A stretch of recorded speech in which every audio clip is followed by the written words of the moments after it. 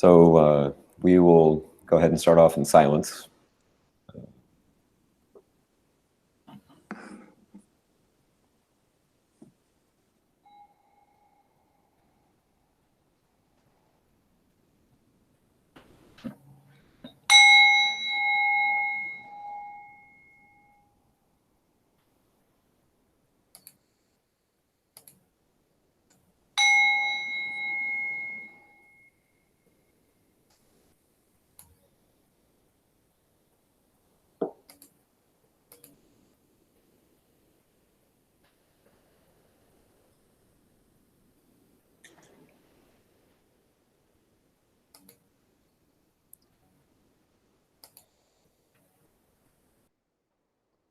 Once again, let's take some time to settle into the posture.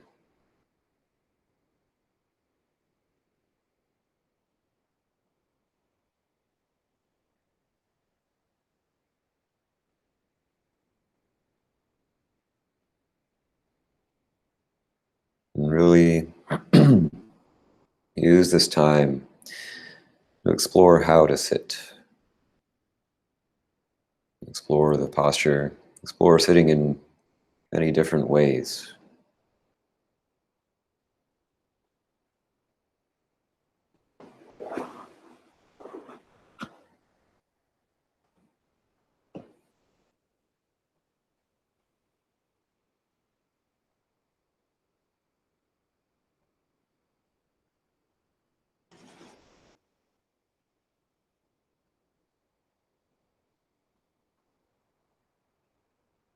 And posture, of course, is helpful for getting into our bodies, for sitting for long periods of time, promotes good health,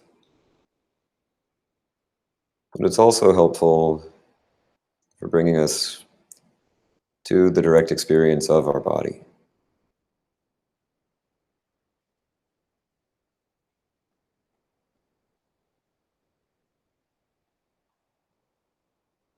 An experience of something that is not merely our opinion.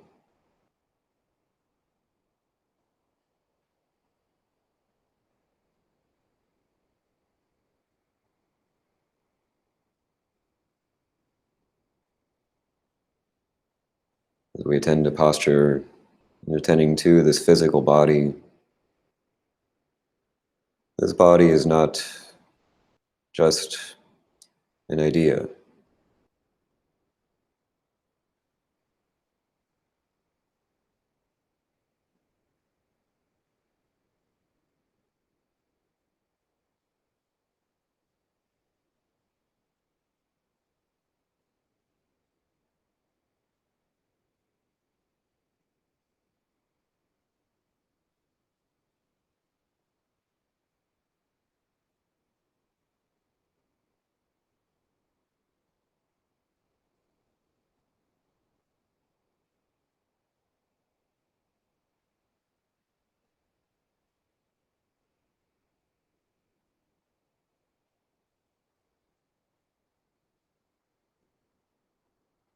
Moreover,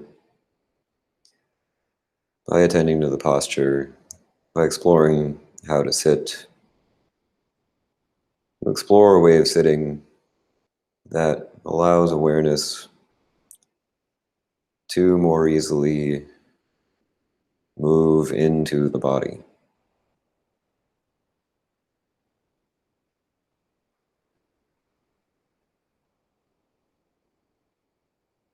In other words, a way of sitting that makes it easier to concentrate on bodily experience.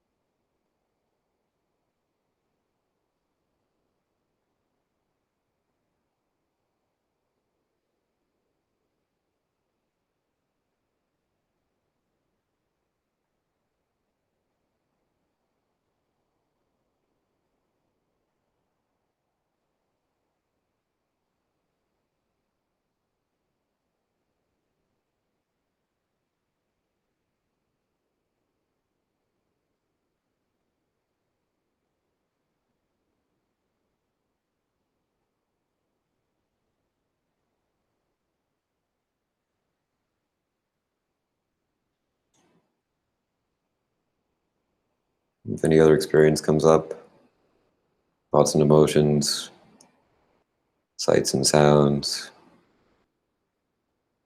you can allow that, let it do its thing as we continue to explore posture.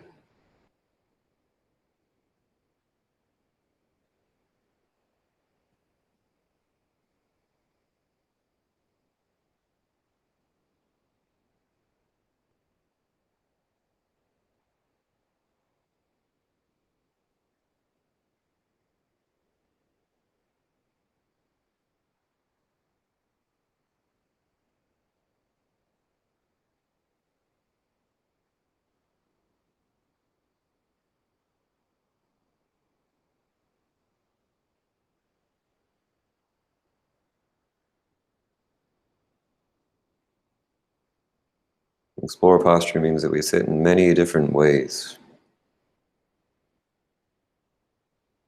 Try sitting in this way and that way. Discover what it's like, what happens, how our experience, how our awareness is affected and impacted by our physical posture.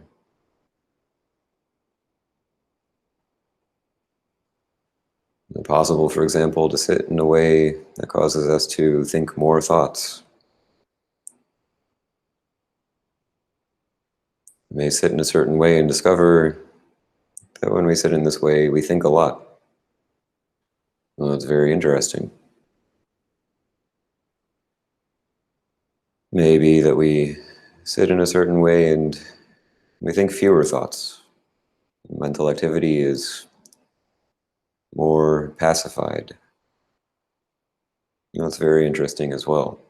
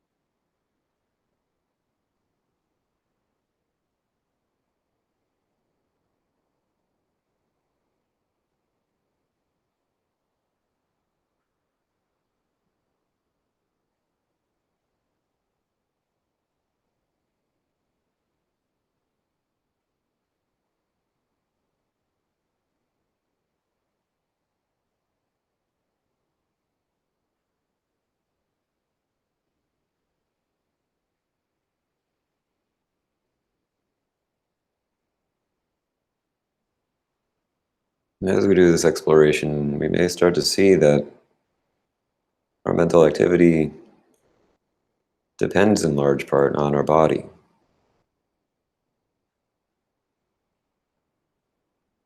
I like to think that our thoughts are independent of the body, but we find that just by sitting in a different way, we think different thoughts, and we think thoughts differently.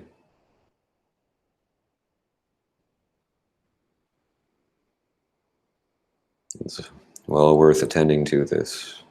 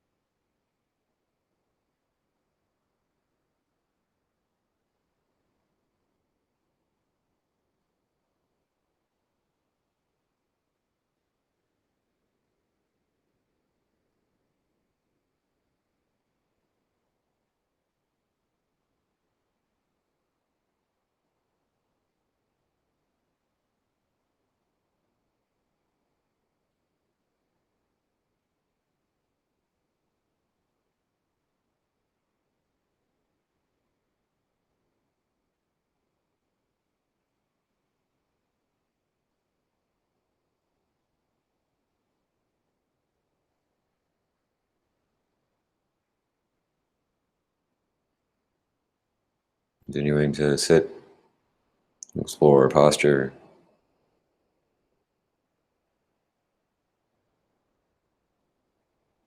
And now let's turn our attention towards thinking.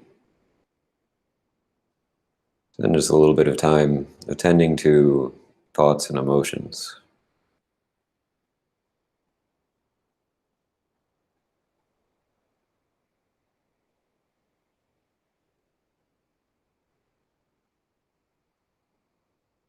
Noticing if we're thinking, we have an opinion, where is that opinion?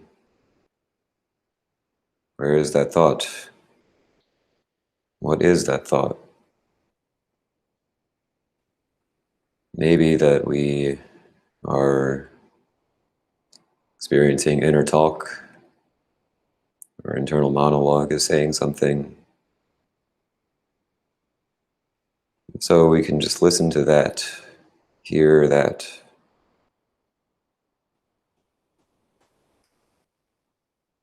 Maybe that we are imagining something, seeing a picture in our heads of our body or of some other person, object, or place, or some other kind of mental image.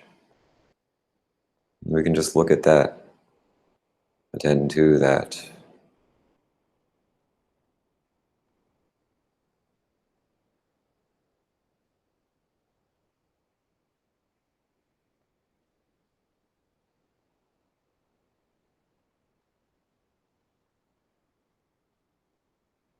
It may be that we are experiencing an emotional body sensation,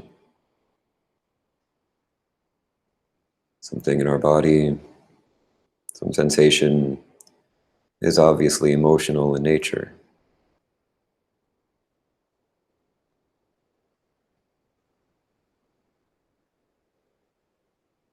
And so then we can feel that.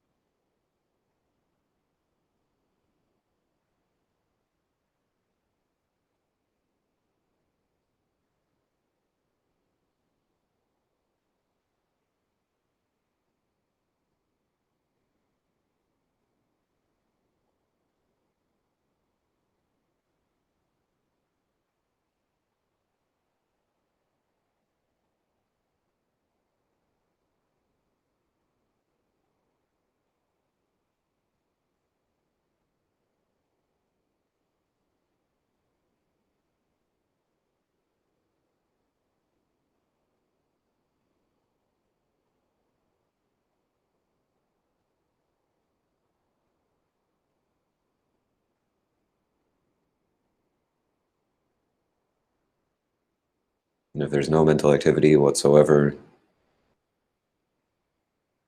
nothing that we can see, hear, or feel, then simply note that as rest.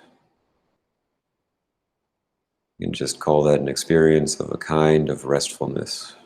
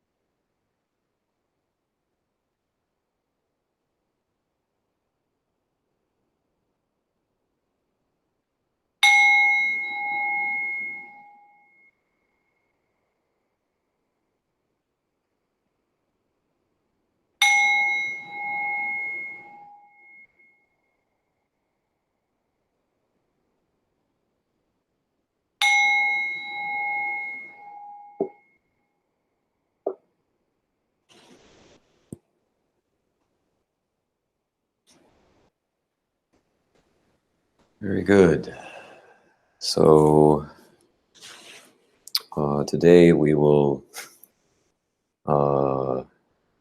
keep going and spending a little bit of time now uh, examining this text, talking about these various views that existed in ancient India 2,500 years ago. And first, though, I want to just mention that I'm in a different location at the moment. You may notice the surroundings are different. And also, I'm alone more than usual. It's because the other apprentices are all on retreat this week.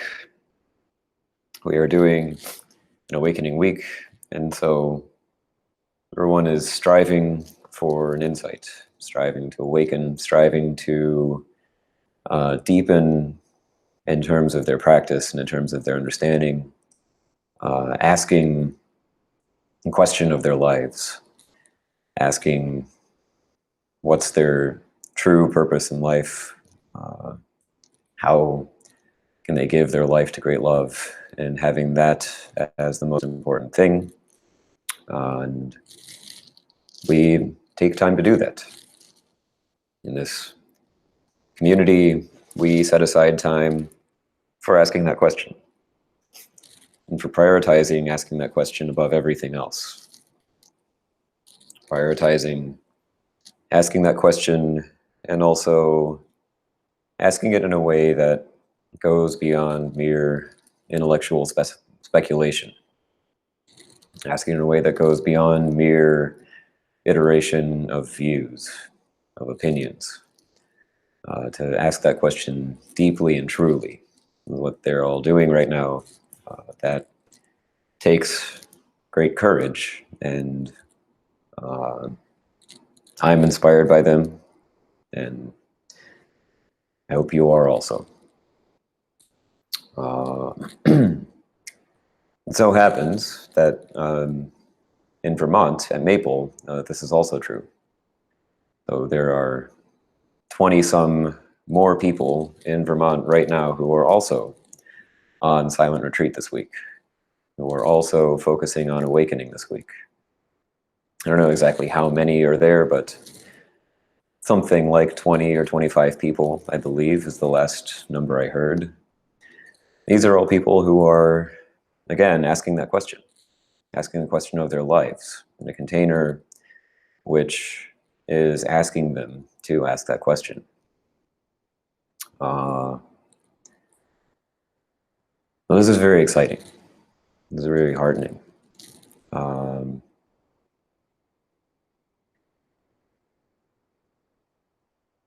It's hard to know what comes when we ask that question. Hard to know what will happen when someone asks that question.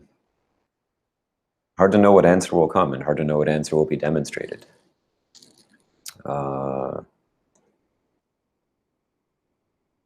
Because in the way that we train, the answer to that question is not merely an opinion. It is not merely a view. It is not merely an idea. We do not expect people to come to any particular conclusion, come to any particular idea or view about how they should live their lives in this training. In that way, on the one hand, this training is a little bit harder to track, harder to measure than other forms of training. So for example, you think about a college. I don't know how colleges measure their success, how they do this, but I suppose that if they were trying, they might try to measure success with things like how much money people made after they graduated. Say, you measure how good you're doing at your job by how much salary people are earning after they leave your college. And this is, of course, reasonable. This is a not unreasonable way of going about things. You look around at the world, you say, well, people who are poor don't do as well as people who have a lot of money, so it would be nice if the people who came through us had more money. It's a way of wishing well for them. It's kind of nice. It's actually a little bit kind. Problem is, you just track that measurement, try to make that measurement happen, you start running afoul of what is in the rationality world and in the academic world of cognitive biases known as Goodhart's phenomenon. You start trying to make that metric happen more and more, and in doing so, you lose the thing that you were actually trying to track. And so you find ways of making people make more money that compromise and undermine other important things that you're not paying any attention to. For example, they may make money in unethical ways. They may make money in ways that are damaging to the earth or to themselves or to other people. And because you're not measuring that, you don't notice.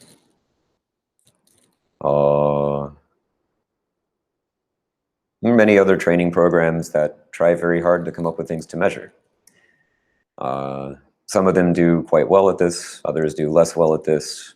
Some of them, by quite well, I mean, are aware that Goodharting is a thing that exists and try to not take their measurements too seriously on account of that.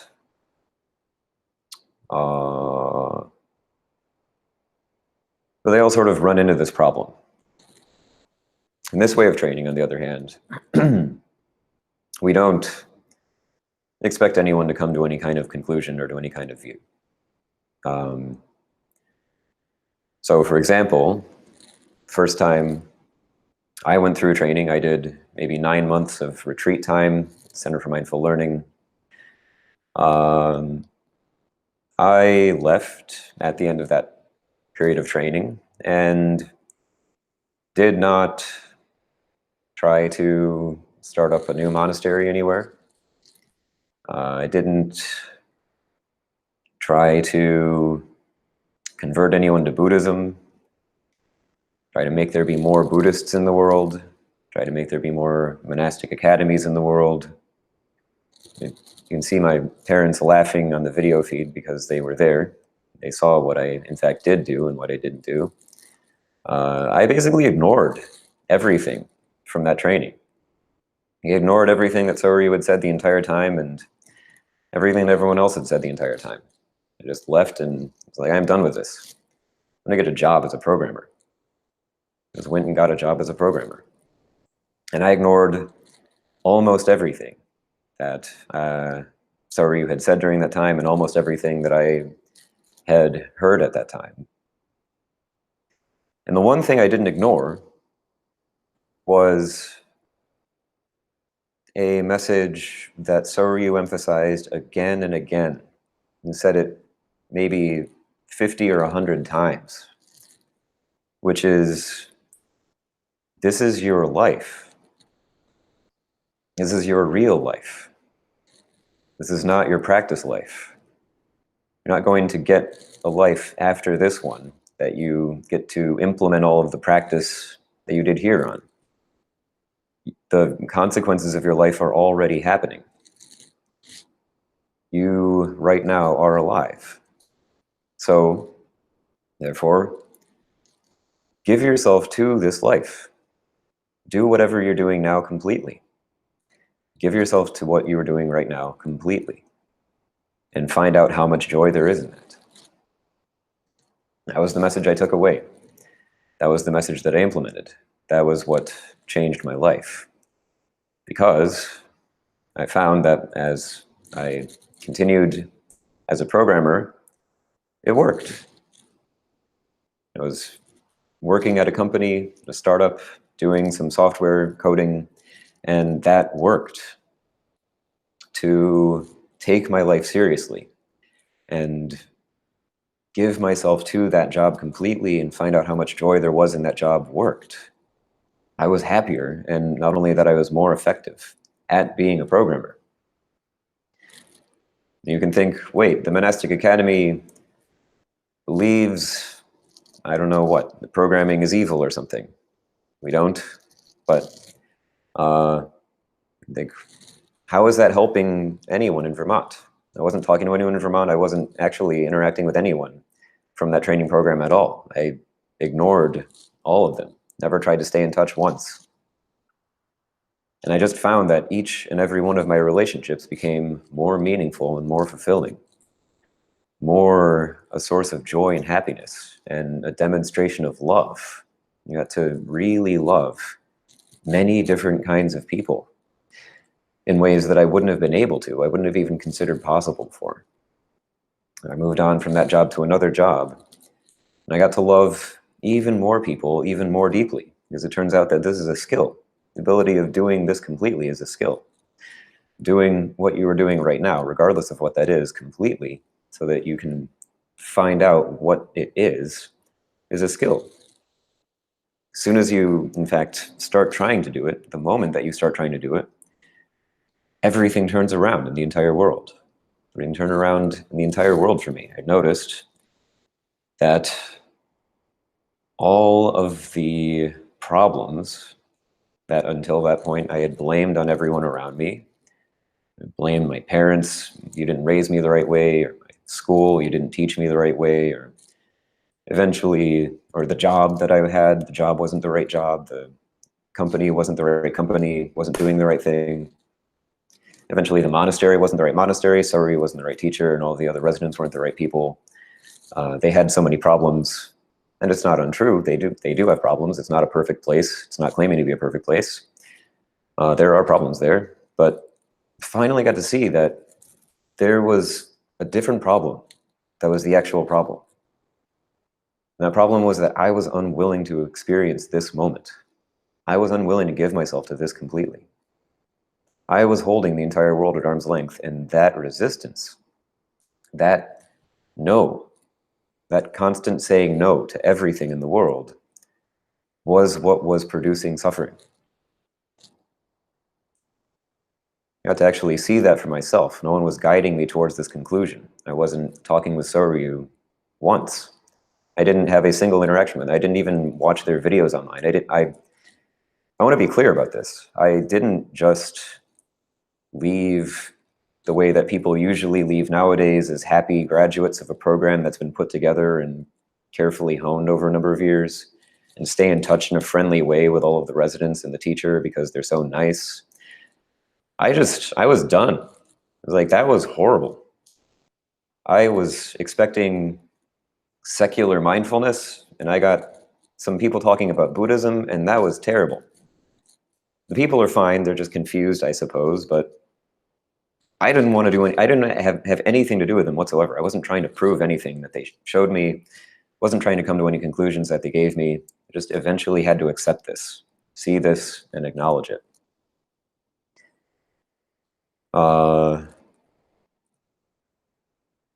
And so it may be hard for us to understand what it means that there are 4 people right now in the Bay Area who are sitting there facing all of the ways that they are saying no. They're just sitting there and facing all of the ways that they're saying no to their own experience, to themselves, to the world they're in, to the environment they're in, and watching that and asking the question, what is their life?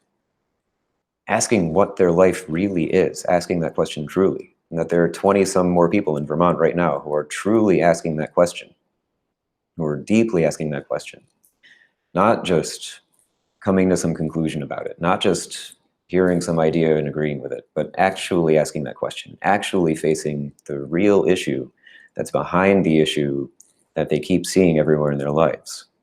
It may be hard for us to understand what that means. And I think historically has been hard to understand what that means because we believe so strongly in views, we believe so strongly in ideas, and we believe so strongly in measurement. And so we're so used to measuring everything and concluding based on what our measurements tell us whether it works or not, that something that doesn't do that, something that dismantles good-hearting, that dismantles this tendency to pick a measurement and try to live your life according to it, is hard to see. hard to understand, hard to think about, hard to reason about. But they're really doing it. They are really doing it right now. And we can take heart in that. We can be heartened by that. We can be encouraged and moved by that. I would encourage us to do so. To consider that these people are doing this. To look at these people as heroes. It's magnificent. As doing the thing that they came here to do, even if they don't think about it that way, and if they wouldn't agree with that statement.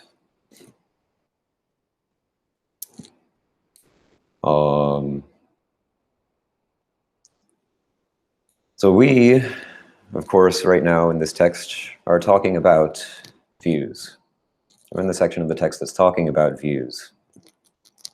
And it's talking about the various kinds of views that people held at the time that the Buddha was teaching.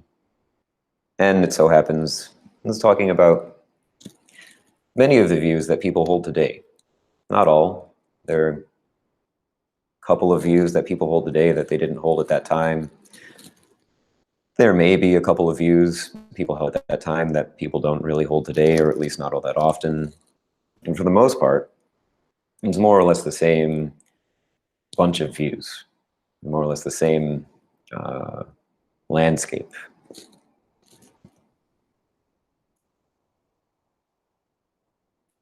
And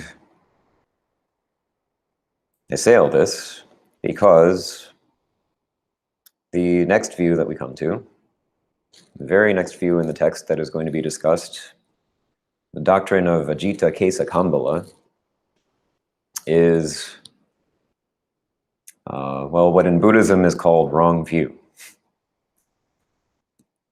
So, I just said that I didn't listen to anything that anyone taught me there at Monastic Academy, didn't hear almost anything that anyone said, and disagreed with more or less everything that Soryu said during that time, and yet, isn't it strange that what I just told you, that this is my only life, that this life matters, that what I do matters, that the thing to do in any given situation is throw ourselves into it completely and find out how much joy we can take in it. Isn't it interesting that that's a view? Isn't that interesting? That is a view. Now, Soryu didn't tell me this is right view in Buddhism and you need to agree with it. He didn't say, you have to come to this conclusion. He just said that again and again. And I, in my own experience, got to observe and confirm that again and again. This view that in Buddhism is called right view. It's called right view and is as opposed to wrong view. The view that in Buddhism is called right view is just that. It's just the view that I said. It's just the idea that our life matters. That what we do with this life matters.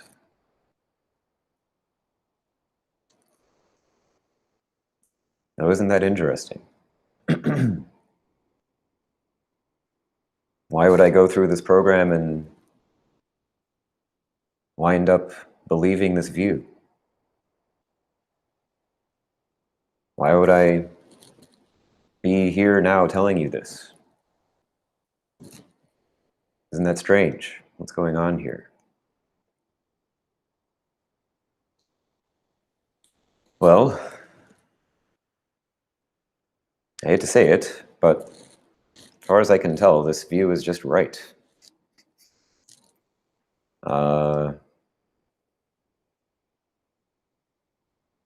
One of the things that I've had to face, and to be clear, I mean, I've had to face this, is that that view is more trustworthy.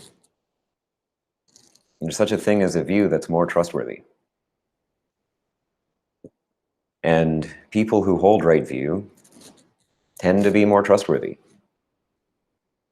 If we hold the view that our lives matter, our actions matter, our consequences of our actions will be experienced by us, will accrue to us, good or bad, we behave in more trustworthy ways. And when others hold this view, they behave in more trustworthy ways. This was the thing, incidentally, that brought me back to the training. I returned to the training after 2.5 years in the world of ignoring it and independently discovering right view, independently confirming right view, independently finding that right view does in fact work, that it is right, at least in my own experience. When I came back after 2.5 years, I could finally see that Soryu, in addition to holding right view, which as far as I can tell he does, should be apparent from anyone who knows him that he at least believes that his life matters. In addition to that, he was trustworthy. He wasn't saying all of this stuff to deceive or manipulate people. He wasn't saying all this stuff to build a movement. The fact that I came back into the movement was pure happenstance, total coincidence. And this is true in general. He wasn't trying to get people to join and stay. He was just offering this training, offering this teaching, and offering his heart, his life, to everyone who came, and he just meant it. And I saw then that he was actually more trustworthy than I was. Came to the conclusion that Soryu was actually more trustworthy than I was. And so I said, well, in that case, why not have you decide what I do with my life? Yes? Strange idea. And yet, suppose you were to meet someone who's actually more trustworthy than you regarding your own life. Regarding not just in general philosophical abstractions or the world at large, but actually your own life and your own happiness. Suppose you met someone like that. What would be the appropriate thing to do? Well, I claim, and I acted this way, listen to them. Ask them what to do with your life. And then do that. Now, I didn't actually ask him whether I should come back to the training. I did that on my own, but I did ask him many things. And because he's more, well, I'm not going to say anymore that he's more trustworthy. I don't currently believe that, but because he's trustworthy, he just trusted me. Just trusted my own wisdom and empowered me to walk my own path, to continue to discover this, continue to discover on my own, with help, guidance, in the way that we relate to people. But let me make my own decisions.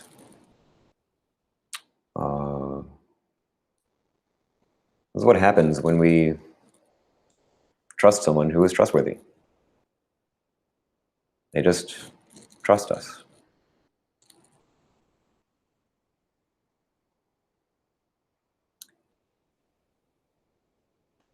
So, this view. Jita Kesa Kambala, who is representing another of these ancient Indian sects, is asked here by King Ajatasattu the same question. The question, what's the point of your job? Why are you doing this job? What do you get out of it? What are the rewards that you experience as a result of following this life? So Ajita Kesakambala, in response to this, says, well, great king Ajatasattu, there is no giving, no offering, no liberality, no sacrifice. There is no fruit or result of good and bad actions.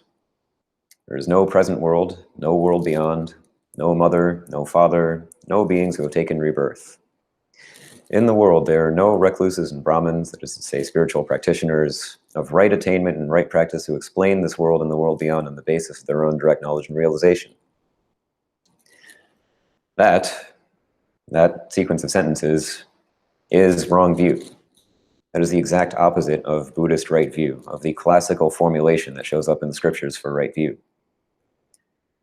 Right view, according to Buddhist doctrine, the right view that you can write down and talk about, opposed to the right view that you discover on your own, that is true, that is real. The right view that you can write down and transmit, that is a view, that is a meme, says that there is giving, there is offering, there is sacrifice. It says that we can offer and give, and that matters, that the impact of giving, of sacrificing matters, it's significant. It says that there is fruit and result of good and bad actions, that what we do has consequences, that the results of our actions accrue to us, that we ourselves will have to live with our actions, that we will have to face the consequences, in fact, of all of our actions, good and bad. That there is this world, that there is this world. Buddhism makes the claim there is the present world. More than that, it makes the claim there is a world beyond. There is something beyond the present world. There is another world. There is a world beyond. It says that there is such a thing as the love that exists between a mother and her child, between a father and his child, that love is real, that there is such a thing as that love. Moreover, it says that there are those who have taken rebirth, who have arisen and re-arisen in this world. And furthermore, there are those who have realized all of this, who have realized this world and teach it, who teach reality, who teach truth, who teach what is really there, not merely opinion, but what is actually true. That's the opposite of Ajita Kesa Kambala's view. And he continues, he says, a person is composed of the four primary elements. When he dies, the earth in his body returns to and merges with the external body of earth. Water in his body returns to and merges with the external body of water. The fire in his body returns to and merges with the external body of fire. The air in his body returns to and merges with the external body of air. Of course, nowadays we pronounce it differently. You say, suppose the oxygen decomposes and turns into oxygen in the atmosphere, the carbon decomposes and turns into carbon in the atmosphere, the nitrogen decomposes and turns into nitrogen in the atmosphere, and so on and so forth. We have more elements, a more complicated, refined physical model, although we also shouldn't discount the intricacy of this model. You read through the Abhidhamma, it's actually quite interesting what each of these elements actually means and signifies. So there are these 4 or sometimes 5 great elements, and they actually correspond to things that still in modern physics we talk about today. So just for example, the fire element in the Abhidhamma is taken to be time. Fire element, of course, fire itself is part of the fire element, but the fire element also includes any form of change over time, any progression, any passage of time, any decay or growth or shifting of forms. This is seen to be the fire element. This may sound kind of strange to us in the modern world. We think, what does fire have to do with time? Doesn't make sense. And yet, there is a field in the modern world that is devoted to the study of time, that has maybe the most precise understanding of time that has ever existed. And the field's name is what? Thermodynamics. What does thermo mean? Well, temperature. Fire. It's about change in temperature. That's what the point of the field is. It's what the name of the field is, studying change in temperature. So we may, of course, say, well, they didn't have as many elements, but we can also understand that perhaps they were looking at things in a different way that we can't quite understand so easily, and give them a little bit of credit. These past primitive people, consider that they may not have been so primitive. Nonetheless, this is making the clear statement that it's interesting because it's almost kind of poetic. There's something kind of poetic in it. And it's a poetry that we in the modern world have also discovered and taken some interest in. I often say, thanks to modern science, we now know that the makeup of our bodies is the same as the makeup of the stars. That we are the result of this cosmic phenomenon. Stars have these nuclear fusion processes that happen inside of them, and they give off elements, and those elements are us. Isn't that amazing? That is amazing. You can also say the same thing 2,500 years ago, though. Star is made of fire, and our own bodies are made of fire. Fire element governs our own bodies in the same way it governs the stars. The water element governs our own bodies in the same way as it governs the stars.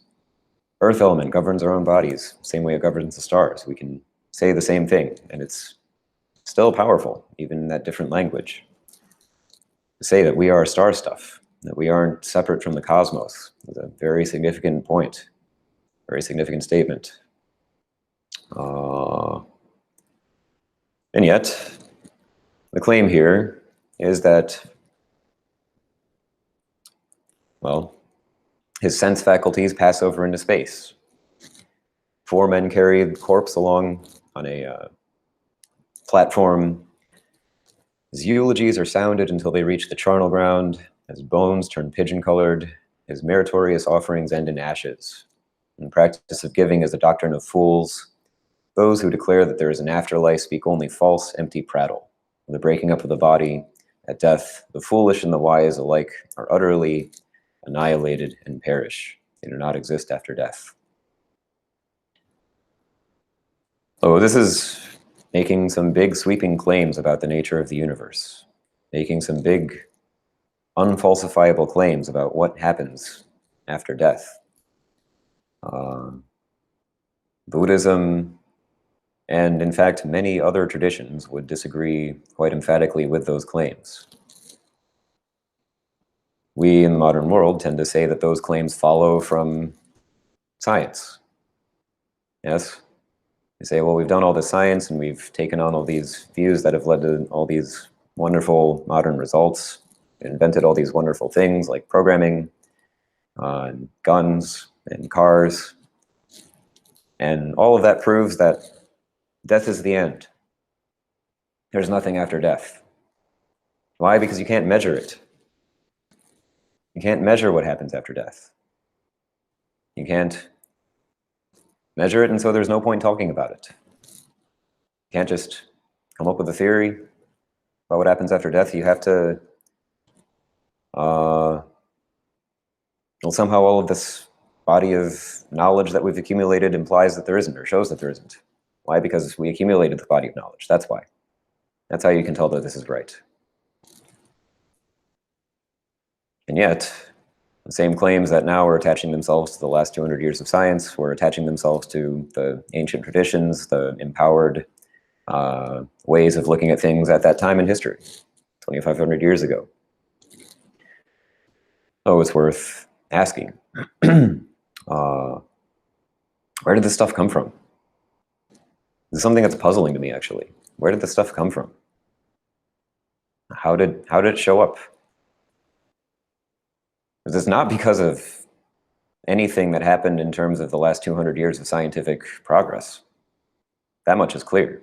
The claims haven't changed. They've attached themselves to other antecedents, but they are still basically the same claims, made with the same force, made with the same emphasis.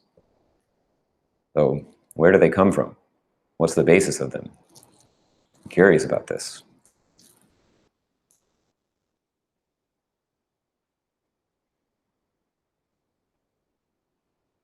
So this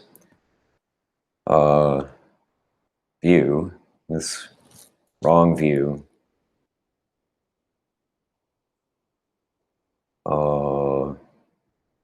well, we here can examine it, talk about it, dismantle it, perhaps to some extent, question it to some extent.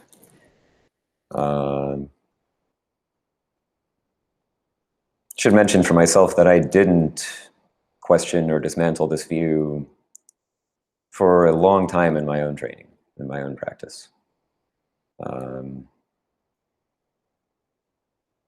Again, I hope it's clear.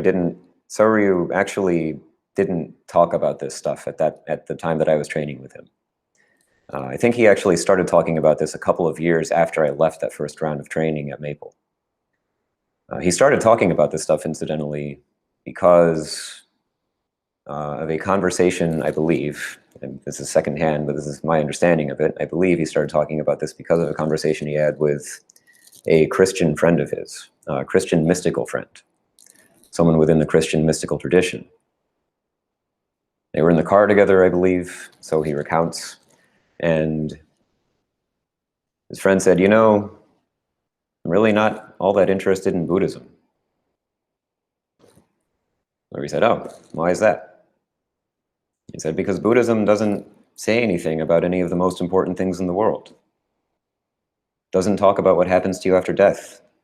Doesn't talk about the consequences of your actions. It doesn't talk about ethical development. It just talks about equanimity with everything and how you practice meditation, and that's nice. It's good. Nothing wrong with practicing meditation, but it doesn't matter. It doesn't actually matter all that much." And so you, first of all, was like, "Whoa, wait a minute." But then was like, "You're right. This is actually true, because that actually is what Buddhism in the modern world has become.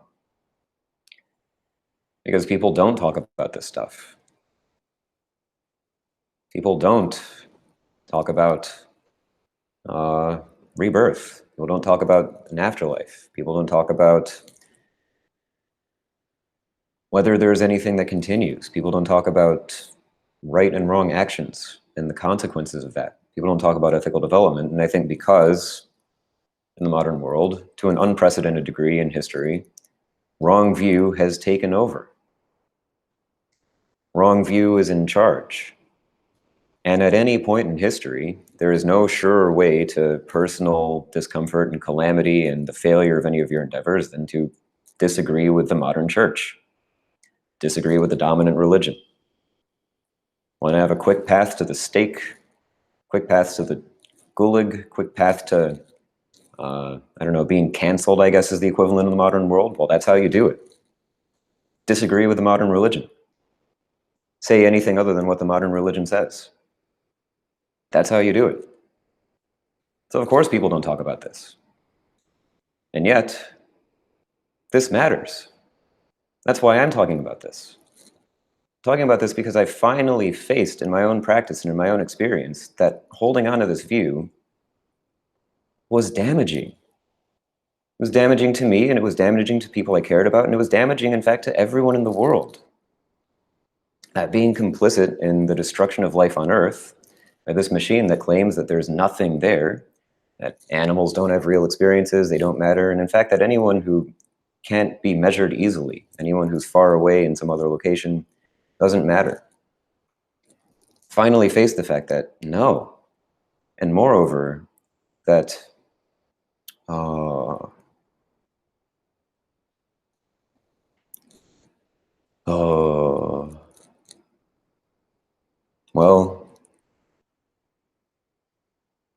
it just isn't the case that whatever the most common, most powerful religion in the world is true. It just isn't the case that society has to be right. And this, for me, was really hard to face. It was hard to face because I wanted to believe that there was such a thing as personal salvation that was independent of everything else. I'm just talking about me here personally. I wanted to believe that there was such a thing as personal salvation and that my salvation and your salvation were unrelated. It was an independent variable.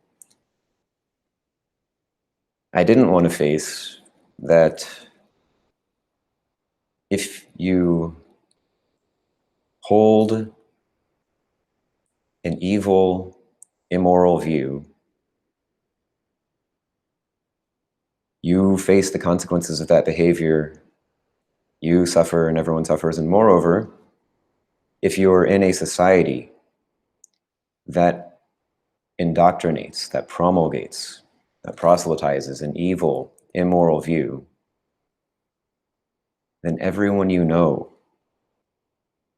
all of the people you care about who believe that view will face the consequences of that. Have an evil society, and in the language that I understood at the time, that I related to at the time, almost everyone I care about will just go to hell for failing to question that view, for failing to disagree with that society. We will experience enormous suffering, and together. It isn't just a matter of whether you personally, as an isolated individual, get to come to the right conclusion. And so, finally, I was like, well, better to talk about it. Better to do a little bit of the right thing than to do any amount of the wrong thing. Better to do even a little bit of good than a lot of bad. Better to question this, even if it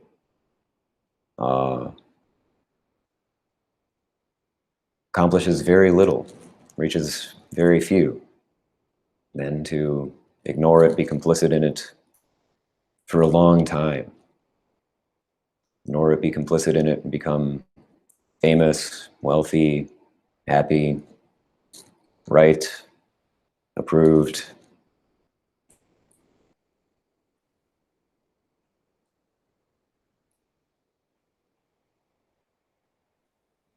Better to actually try to live from integrity.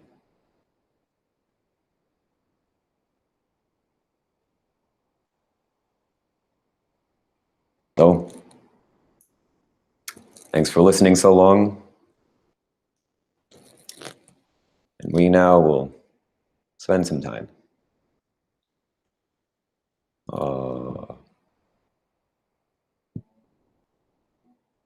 practicing living from integrity.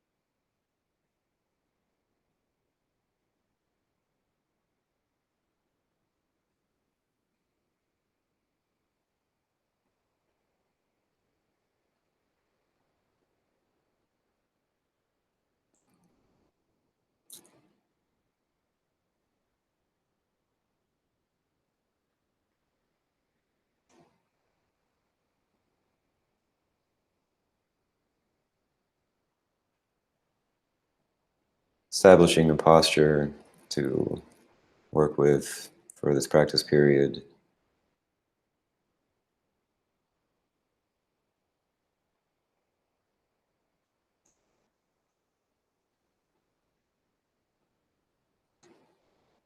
And let's simply continue with what we were doing before.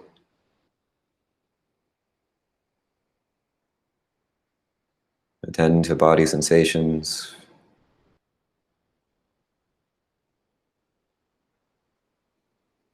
And to thoughts and emotions.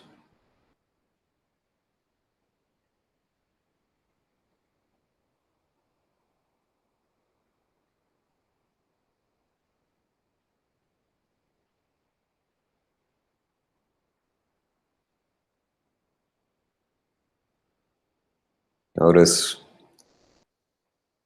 whether what you're experiencing right now is a bodily sensation,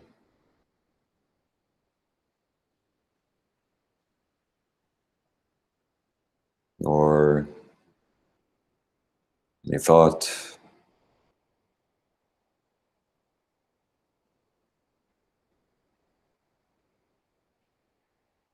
or anything else.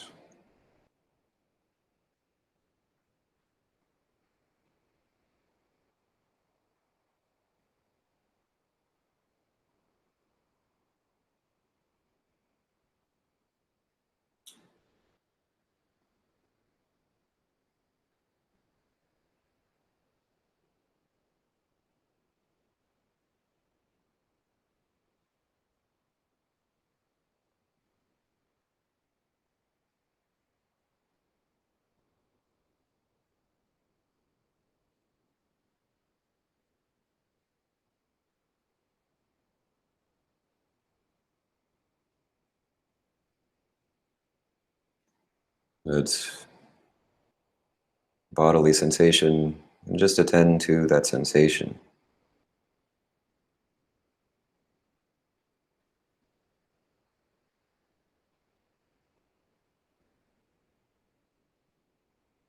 In that way, experiencing something that isn't your opinion,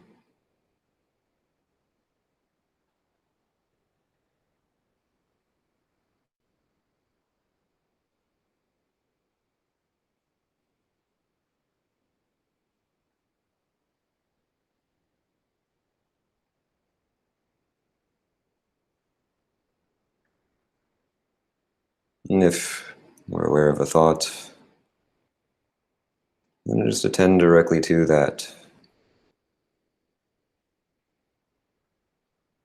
hearing it or seeing it.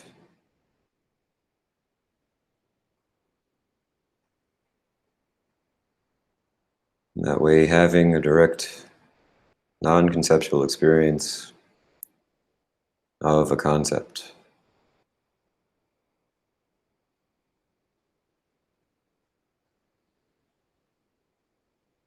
The thought itself may be our opinion, but that thought is happening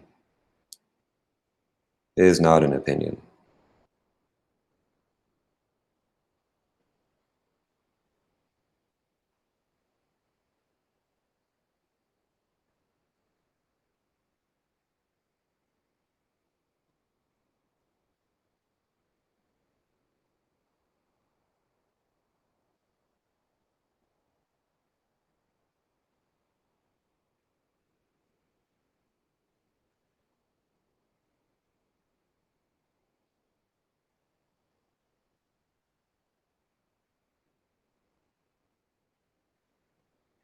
And allow everything else to come and go,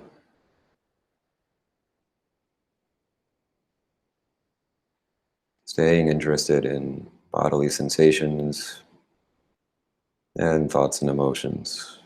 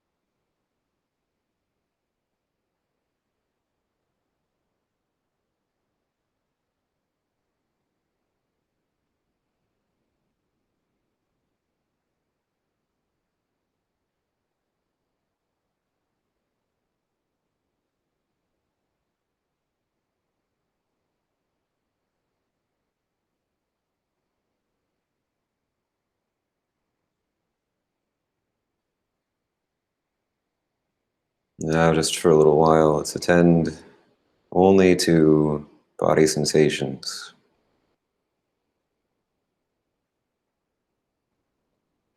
Escape entirely from thoughts, from emotions. See how completely we can attend to this bodily experience right now.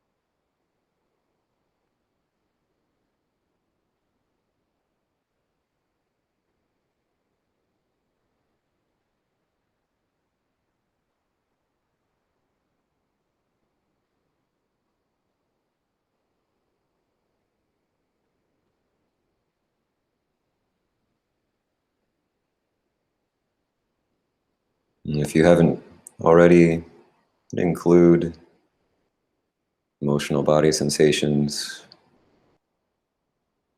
tending to physical and, in fact, to all bodily experience.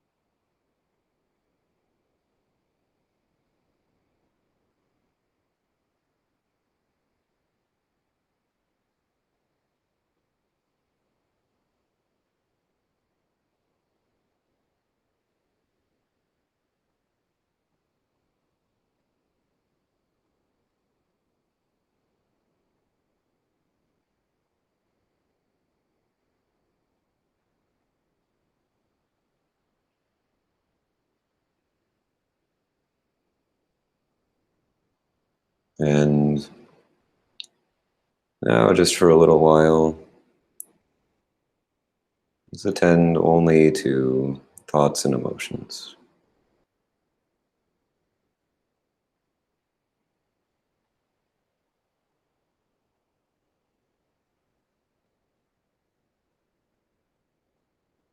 If we're experiencing something else, see if maybe there's mental talk or imagery about that experience,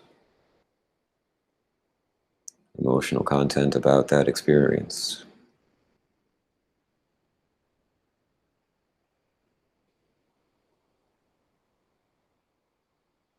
Just getting interested in the experience of thinking and emotions, seeing how completely it's possible to pay attention to them, how fully it's possible to allow them to manifest.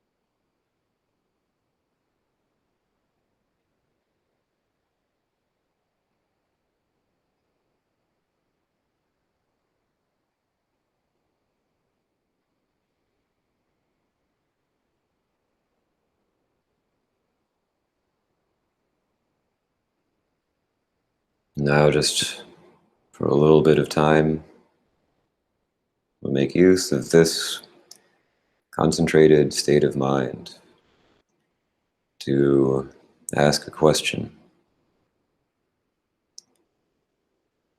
We've practiced experience bodily sensations as they are, practiced seeing and hearing mental phenomena as they are, having a non-conceptual experience of bodily experience and of mental experience. Continuing to attend in this way, attending to what is happening as experience, as phenomena, and ask the question of our lives.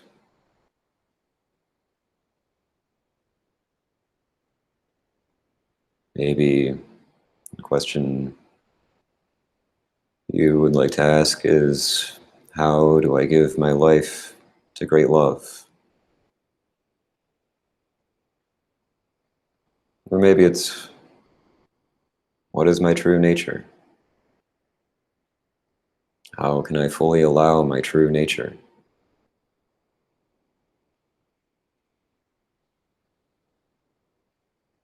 How can I do God's will for me?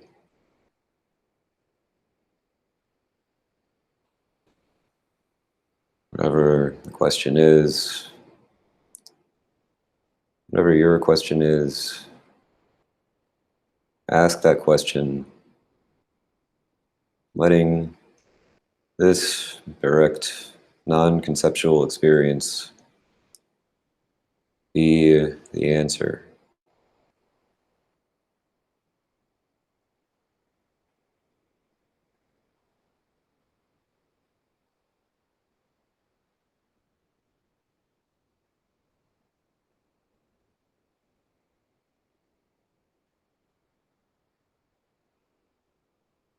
It's okay if we ask this question and ideas, concepts arise. We just listen to those as experience, a non conceptual experience of those ideas, of those concepts.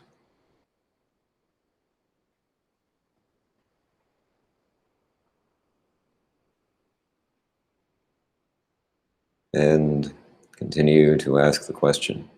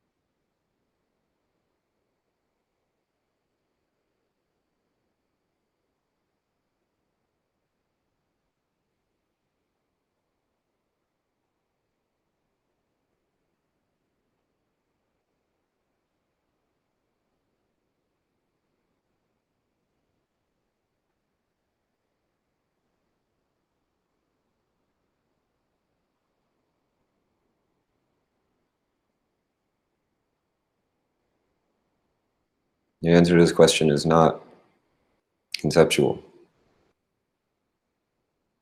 If we have an answer to this question that is conceptual, nothing wrong with that. We just know that that answer is wrong. And so we ask the question again.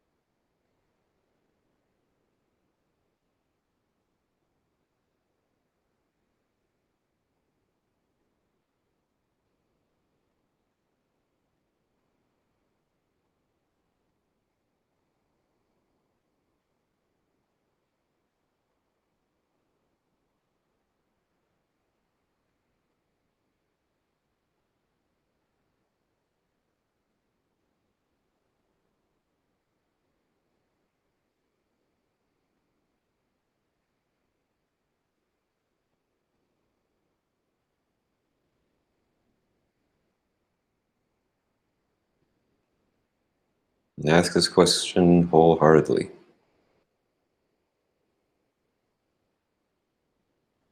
How? How do I give up my life? How can I help everyone?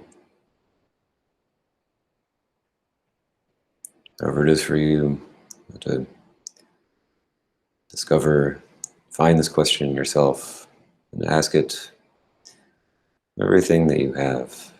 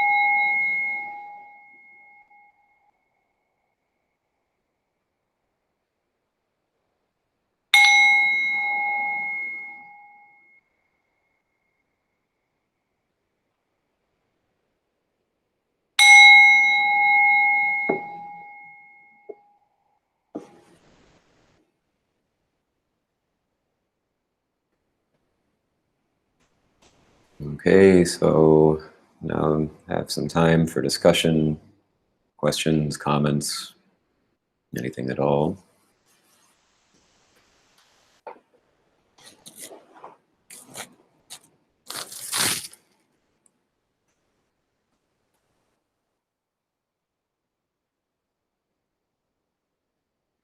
How do I get the conceptualizer out of the way? It seems rather difficult, and this extends backward into the past as well, to have a non-conceptual experience. The closest time I can imagine to having it has been like on the verge of falling asleep. Mm-hmm. Yeah, so that is a good start. It often happens that we find that happening. We find the conceptualizer getting out of the way as we become very relaxed, as our uh, activity level starts to calm down. This happens on the edge of sleep, and it also happens after quite some time in meditation. So you spend a while, maybe an hour, maybe a couple hours. You kind of you've I suppose noticed the more you try to get it to go away, the more it doesn't go away. Sort of chasing yourself around. And when I try to look at it, it just inserts itself in front of itself, or is Exactly. just too short to see. Exactly. So instead of that, we take a, I guess you could say, kind of Wu Wei approach, and maybe this is actually the original Wu Wei. I'm not sure, but I don't understand Taoism all that well. But we take the approach of just going in a direction that doesn't have anything to do with it. So we just say, attend to thoughts and emotions, and we keep doing that for a while, not all that worried about whether conceptualizer is there or not. And as we keep going in that direction, we at some point just notice, oh, wow, the conceptualizer wasn't there. It wasn't there for a moment. And I was just seeing and hearing that thinking on its own, without, as you say, inserting that conceptualizer. Have I not had it, or have I just not noticed it? I would suppose that you just haven't noticed it. That would be my guess. It's the conceptualizer can't be constant.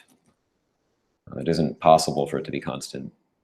So, as you say, towards the edge of sleep, it's going to fall off, and it's also going to fall off more or less anytime you're not paying attention to it. You know?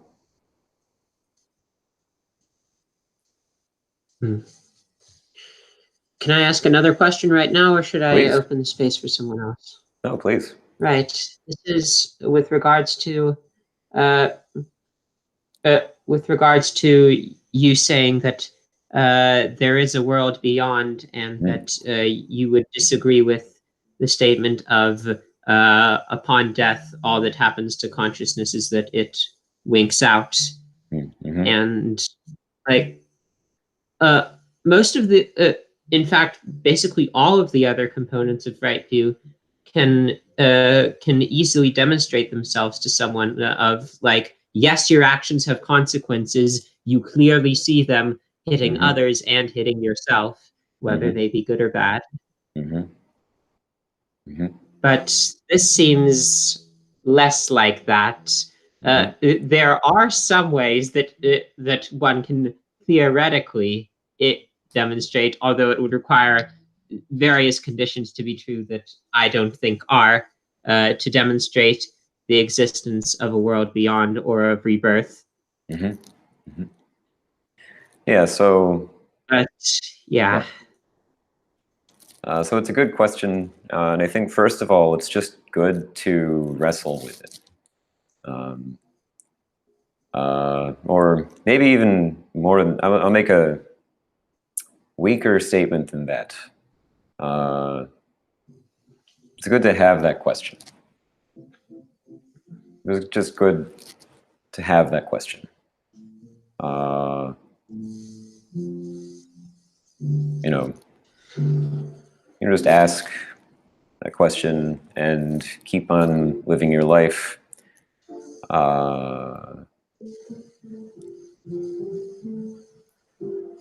So in my own experience, I wouldn't say that I 100% agree with that. I can't right now tell you that definitely it's the case that there's a world beyond, that definitely it's the case that there's rebirth or an afterlife. I'm, at this point, a lot more confident of it than I have been in the past. It just seems like there is a lot of evidence for it. There's a lot of data for it that seems to suggest it. There are many people who have reported it firsthand, who have firsthand encountered it, who are otherwise not known for what in the rationality community we might call epistemic sloppiness. You know? So for example, the Buddha isn't really, at least in my view, prone to making epistemic mistakes. He doesn't seem, at least on my reading of scripture, of the recorded discourses and such, to commonly be confused about the difference between, say, subjective experience and, say, objective reality. That doesn't seem to be an error that he makes, you know? And he speaks very emphatically on this topic. There's sort of part of, I think, the way that modern Buddhism has made its peace with the dominant religion is by kind of tiptoeing around this and sort of apologizing for the Buddha's statement on rebirth in a way. So there's this modern interpretation, for example, well, rebirth doesn't actually mean rebirth at the end of your life. It means this moment, this is your life. And all of the past moments of your life, those are your past lives. And all of the future moments of your life, those are your future lives. It seems extremely unlikely to me that that's actually what the Buddha meant. So people say that. People say the Buddha meant that. People also say the Buddha had to have an opinion on this topic. It was just required to because that's everyone in ancient India believed in rebirth, and so he needed to appease the dominant religion in ancient India and go along with that. That doesn't seem true to me. First of all, as we've seen in this text, there were a lot of different vying doctrines that were making huge claims about this. So there were atheists, there were materialists, there were theists. There wasn't really a single dominant view. And beyond that, the Buddha very often would refuse to talk about things. He would refuse to answer questions. There's a sort of claim that he just had to have an opinion on it. He had to answer the question. But many times people asked him questions that people considered to be very important at the time. He would say, no, I'm not going to talk about that. It doesn't matter. It doesn't further. So people asked, for example, about shape of the world or shape of the universe. Maybe you're familiar with this from the Greek tradition. People were very interested in this question: what shape is the universe? Is it a cone? Is it a sphere? What shape is it? And the Buddha would always and every time refuse to answer the question. And he would do that with many other questions.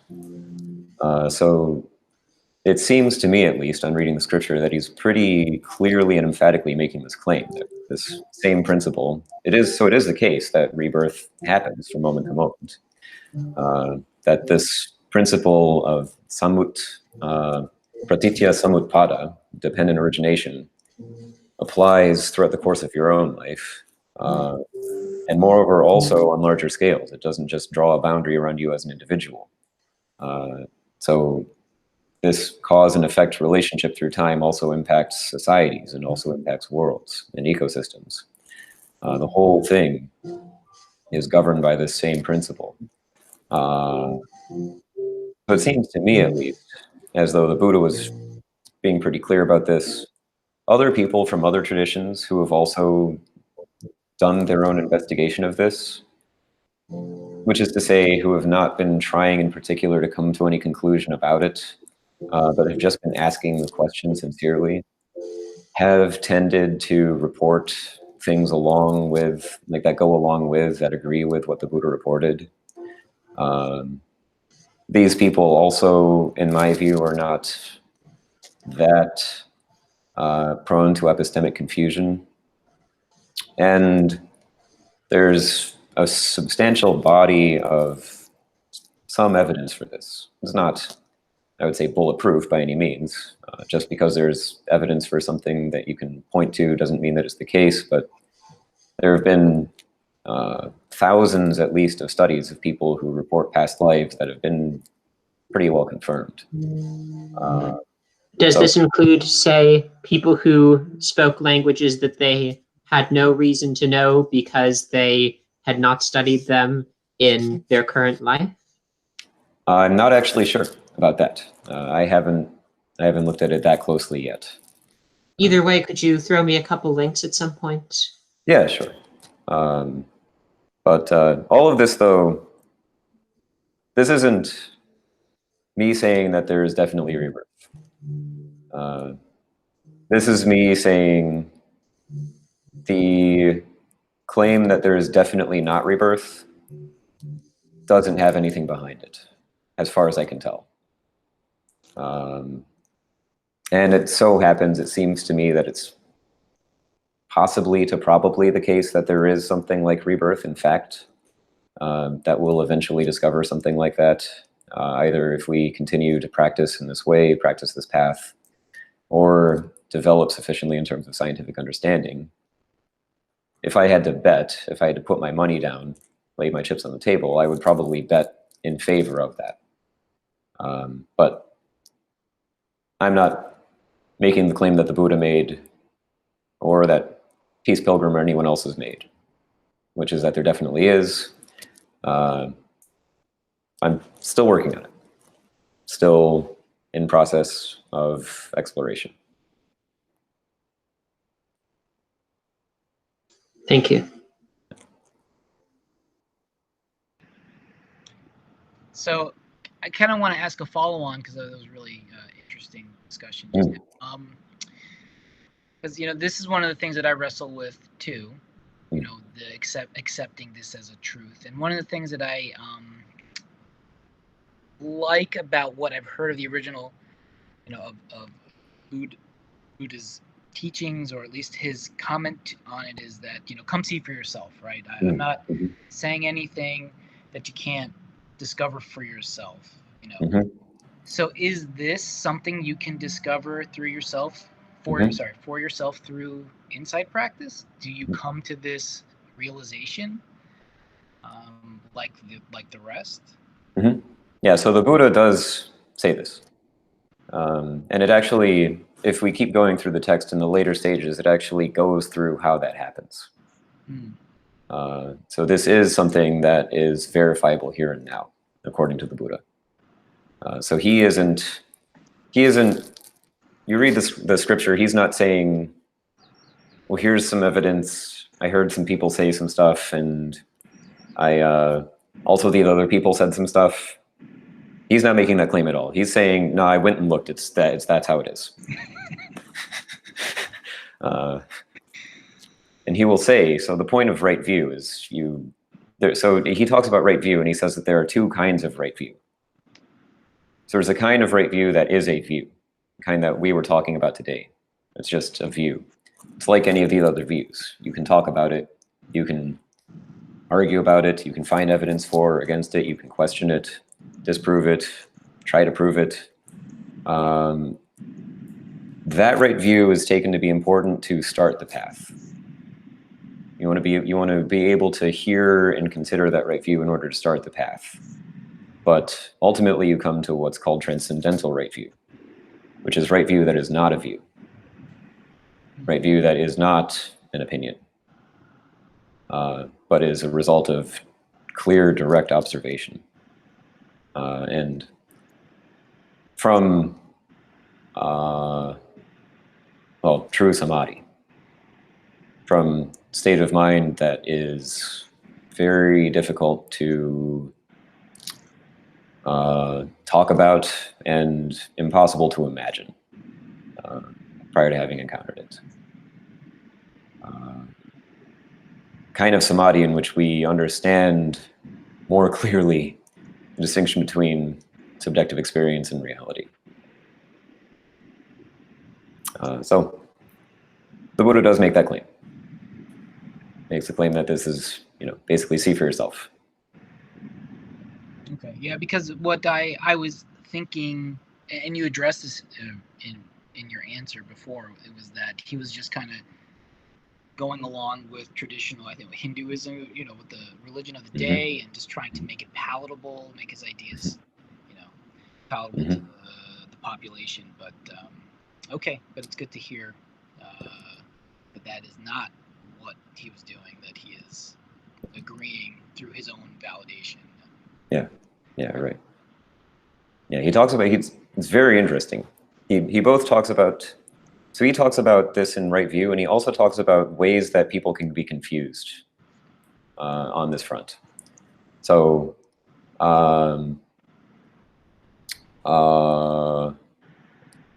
so a common view at the time was that there just is this permanent cycle of rebirth, that it's just always been this way, will always be this way. And his position is just that you didn't look far enough back. Not that you find a beginning. He doesn't say that you find a beginning. But if you keep on investigating, if you keep on going, then at some point you actually discover a way out of the whole thing. Yeah. Being at the center of the turning world, isn't that what that is? Well, this is escaping from the wheel altogether. Yeah, from everything, from all fetters. Okay, thank you.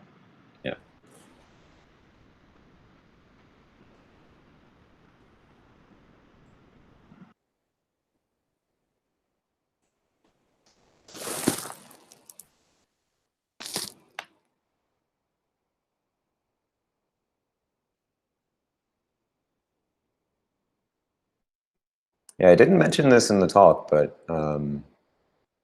it so happens that one of the things that I did prior to coming back to the training was, so this is between the two rounds of training. This was after the first one and before the second one. Was sincerely read and engage with the rationality community's literature. I read through the sequences earnestly and wholeheartedly. Sequences, some of you don't know, or maybe someone listening to this in the future may not know, or body of work that someone in the rationality communities put together basically to try to explain his perspective on AI and on the danger of artificial intelligence. And I'd been familiar with that stuff prior to that. I knew that that was a movement, knew that there were rationalists, knew that they said something about AI and thought it was cute, quaint, sort of interesting modern reformulation of Christianity was my view of it, where you have like the good AI is maybe heaven and the bad AI is hell, and our efforts as a species determine whether we get heaven or hell. And it was like, well, that's an interesting way of seeing that. But I then actually just spent some time. I was willing to sit down and receive that perspective, consider it and spend time with it. And this is, as far as I can tell, what makes one a rationalist is that you've sat down, and this isn't really what makes you a rationalist. It's bigger than that and also maybe smaller than that, but correlates is that you've just spent some time sitting down with that perspective. You've given it the few months to a year that it takes to go, oh, I see what you mean now. That is a good point. That is rather concerning regarding the future of AI. So didn't mention that in the talk, but for some reason feel like it's important to mention that. That at least in my case, you could make the argument that training in monastic context brought me to being interested in rationality. I don't know. Random fact.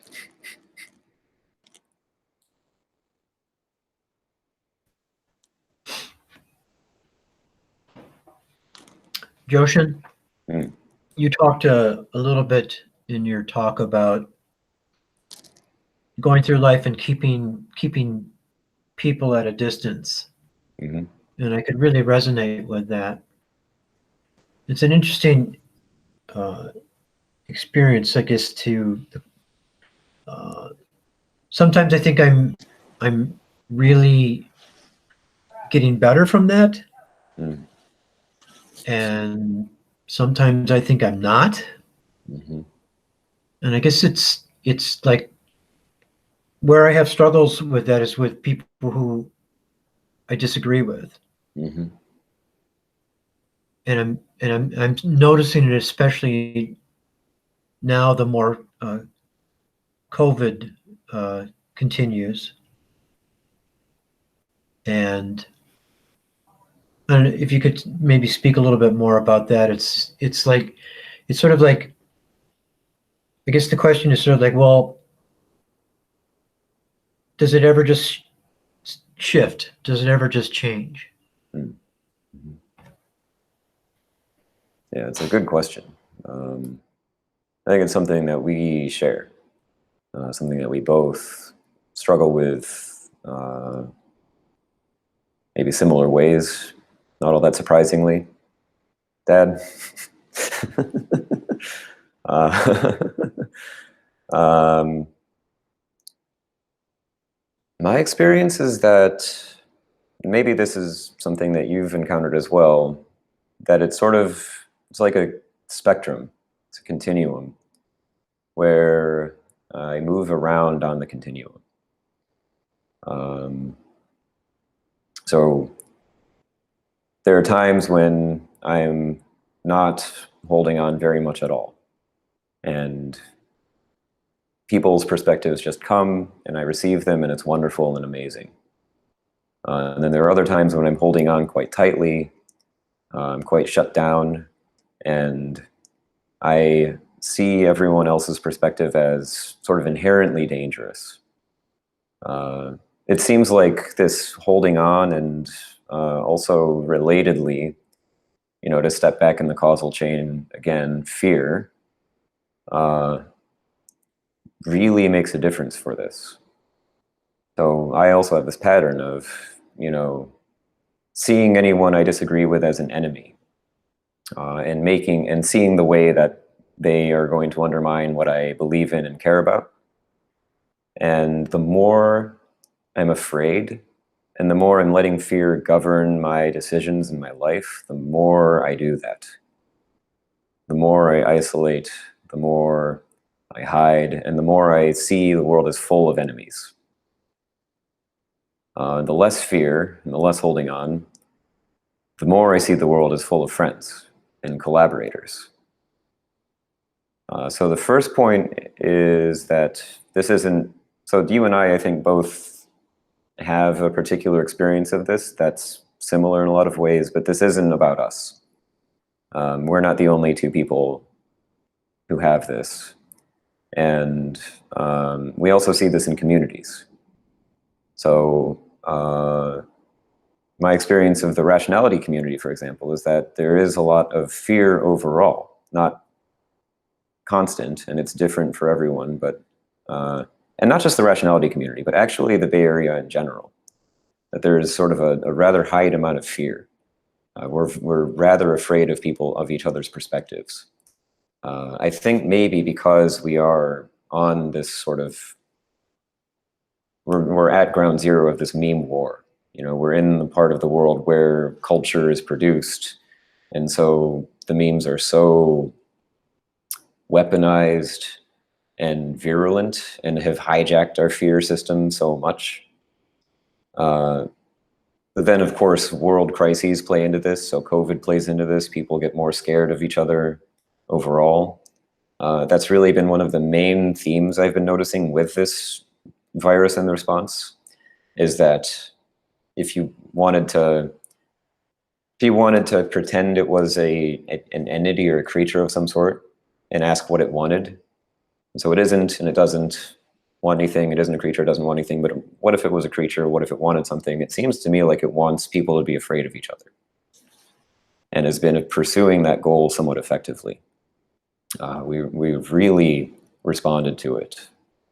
And so the first point, I think, is just to notice that, and to see that as a form of connection as well.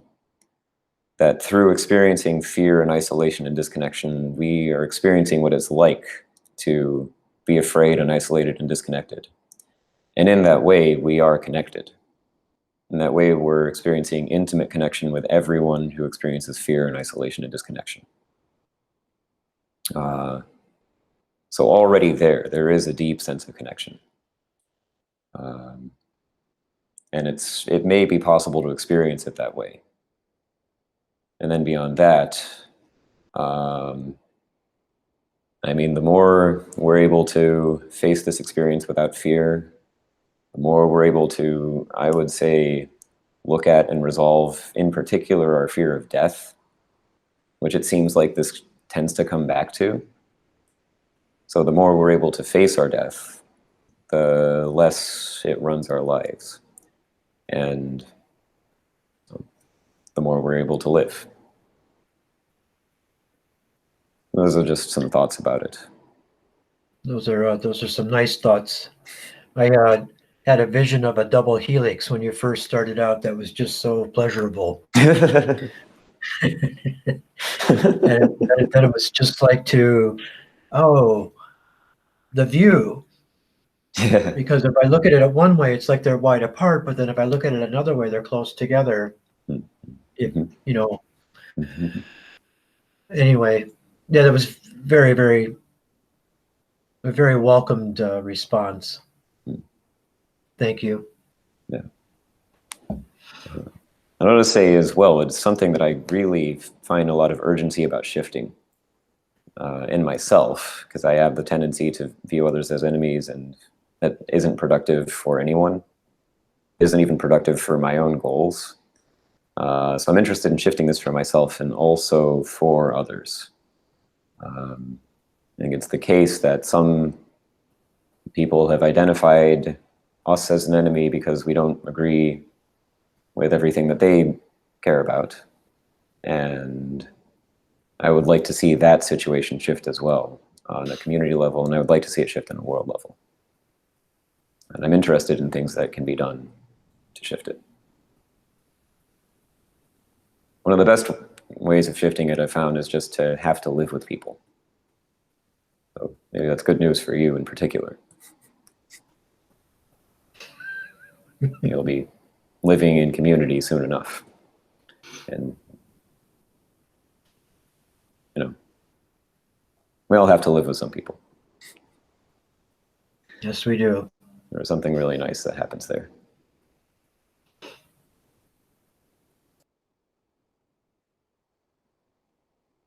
Great. Well, thank you all. Really appreciate you being here. Thank you for hosting. So keep going, stay in touch. Please don't hesitate to reach out anytime. And I hope to see you soon.